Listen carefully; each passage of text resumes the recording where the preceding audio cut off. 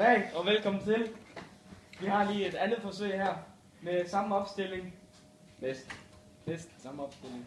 Vi har godt nok lige to master oppe. Vi har den første her, hvor der kommer 4 bolde ind i. Så har vi 400 på den her, 400 vendinger på den, 1600 på den. Det siger vi mange gange, og 400 op i 1600. Gør 4 gange.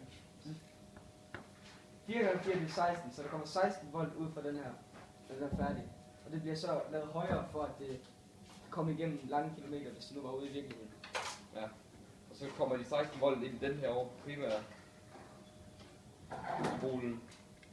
Og så over til 200 her.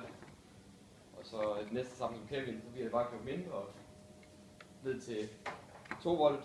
Det skulle være 2 volt, men på grund af alt det modstand, der har været, så bliver det kun halvanden over herover. Og det skulle så forestille det der højspændingsnet, eller el, noget der er over luften.